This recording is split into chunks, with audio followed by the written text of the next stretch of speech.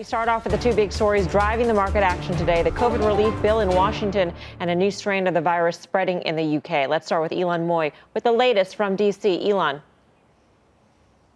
Melissa, the House is now debating that combined COVID relief package and government funding bill. A procedural vote is expected to happen on the House floor soon, and then they'll move into the final debate and vote on this legislation. Now, Senate Majority Leader Mitch McConnell said that once this bill hits his chamber, his members are going to stay in session until they get this done tonight, though, of course, that could slip into the wee hours of tomorrow morning. Now, technically, the government does run out of money at midnight. So as a backstop, lawmakers are also voting on a one-week stopgap funding measure to make sure that the lights stay on until President Trump can actually sign this bill into law, which could still take a couple of days. Still, on CNBC this morning, Treasury Secretary Steven Mnuchin said that one of the signature programs in this package, those $600 stimulus checks, those could start hitting bank accounts as soon as next week. Meanwhile, Democrats are already looking ahead to next year and promising that more relief will be on the way. This is an emergency survival package. And when we come back in January, our number one job will be to fill in the gaps left by the bill and then get the economy moving with strong federal input. Now, Melissa, just for perspective, even though this package is significantly smaller than what Democrats had proposed and even than what the White House had offered at one point, it is still the second largest stimulus package that Congress will ever have passed. Back over to you. Wow. Elon, thank you. Elon Moy in Washington. We turn now to what we know on the new strain of the coronavirus spreading in the UK. Meg Terrell's got the very latest on this developing story. Meg. Hey, Melissa. Well, this one's sure capturing a lot of attention. We have seen a lot of mutations, as we always see with viruses. But this one, UK governments are suggesting might be more transmissible, up to 50% more. Now, they are still gathering the evidence on that. But if you just look at the case counts, the new daily cases in the UK, over the last month or so, you obviously see a major tick up. They had that shutdown in the UK for most of November. That's the orange line there, where they did bring case numbers down. But then when they opened back up, they shot back up immediately.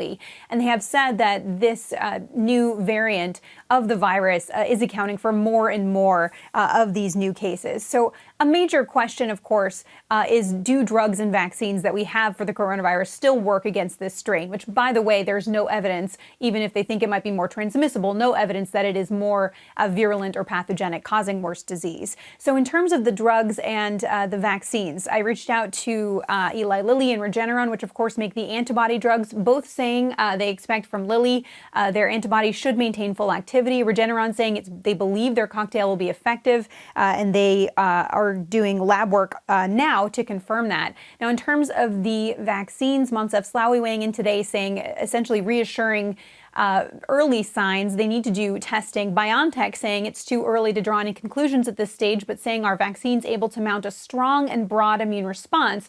So we remain optimistic. Haven't heard yet from Moderna on their vaccine, but this work is underway right now, Melissa. At the same time, of course, that Pfizer and BioNTech's vaccine got a conditional clearance in the EU, and I have to look up the name. It's Comirnaty. That is the new brand name of this coronavirus vaccine, Mel. That's really catchy. Meg, thank you. Meg Terrell with the very latest there. So we got more concerns on the COVID front, the threat of more restrictions on travel and reopening its stocks, able to climb back from early losses with the Dow even ending the day higher. Guy, was this all thanks to stimulus? I mean, how do we digest sort of these cross currents in the markets right now as we head into year end? I think a lot of it's got to, hi Mel, I think a lot of it's got to do with the banks we'll talk about later. I think that was probably the majority of it. Obviously, the stimulus helps. I'm not going to deny that. That's part of this equation as well. But, you know, despite the fact that, yes, the Dow closed higher, S&P still closed lower, well off the lows we saw pre-market. I think S&P were down some almost 80 handles or so before the market opened.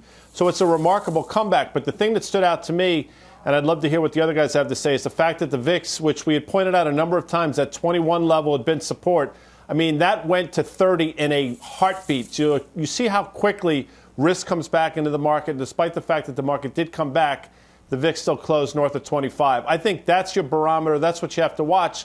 And I do believe that's telling you there's some headwinds ahead, Melissa. The financials, Tim, you pointed out in our midday call, it just doesn't add up, though. I mean, if you think that things may get worse, that there may be a more transmissible form of COVID out there somewhere lurking in the world, Banks are reopening trade. Yeah.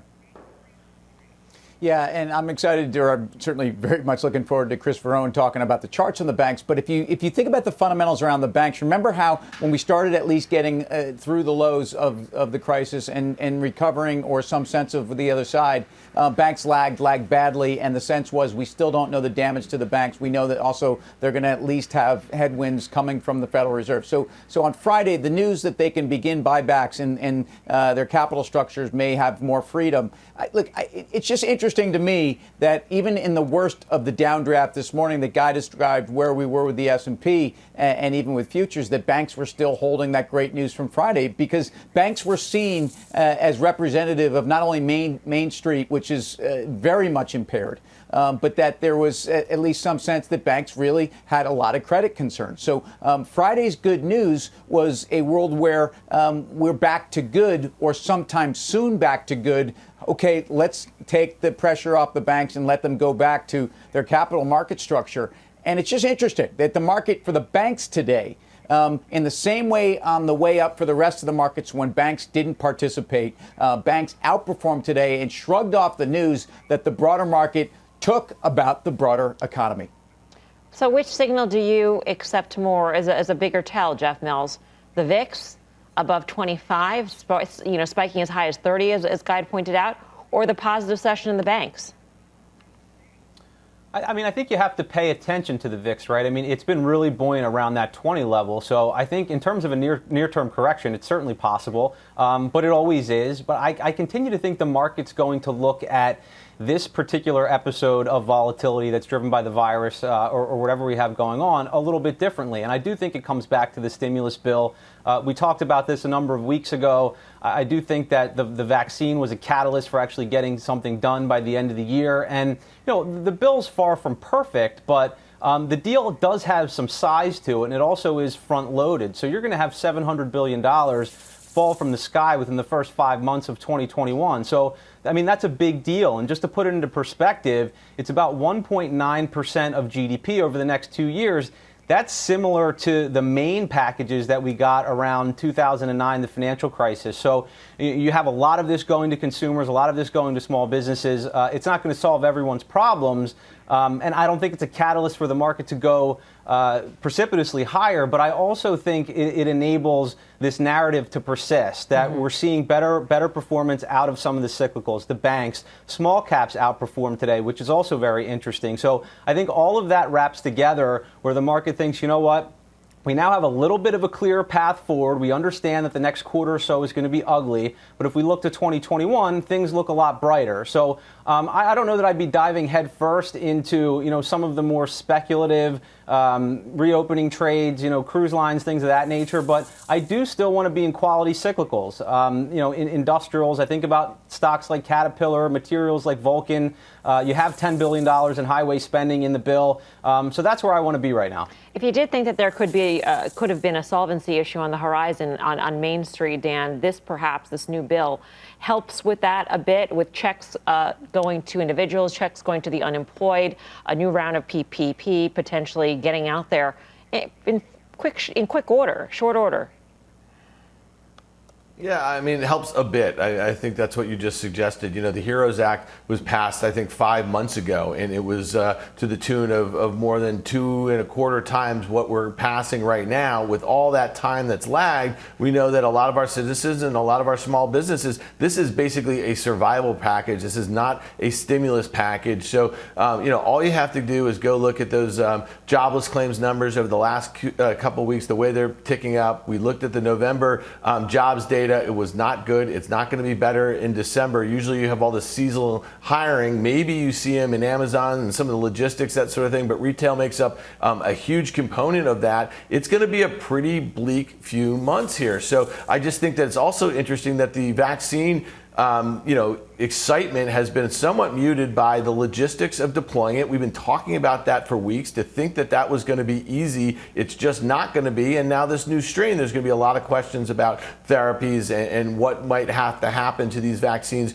going forward if this new strain does start to spread. So to me, I just don't think it's such a clear-cut case that you go in and you buy the stock market in early 2021, especially when you consider the fact that we are 1% or so off of the all-time highs made last week. I just think that 2021 might be the year that reality sets in for the investor class here, that the economy is going to have serious, serious scars. And by the way, we're still in a bit of a political mess here, and January 5th is coming around the corner pretty quickly, and I don't think a whole heck of a lot is priced in for that Senate runoff in Georgia. Or maybe that's precisely why you buy the markets at this point in time, Dan. Guy, I mean, I'll go to you on this, and I know that you said the volatility index might be your sort of canary in the coal mine, but with all these things thrown at the markets, as Dan pointed out, still about 1%, within 1% of record highs, and here we are. You would have thought that a new strain of COVID, where drug companies have to address whether or not their vaccines and treatments are effective against this new strain, that would have thrown the market into a tizzy, and yet we recovered. And maybe that's good price action.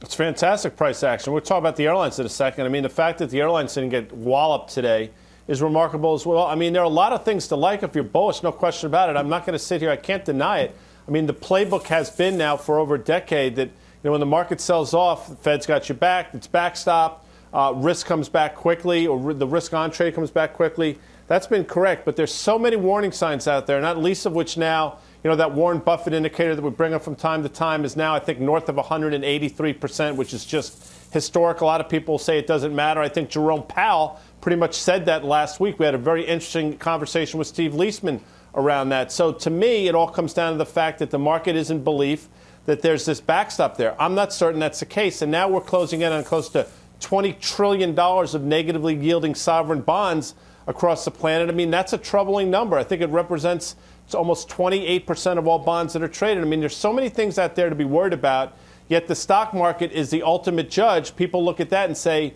there's nothing to be concerned about here. The stock market just goes up. That's true until Dan's point, it doesn't. And you see how quickly, by the way, you saw how quickly the VIX went from 21 to 30. I think that's something that you should really have in the back of your mind as we move forward into 2021.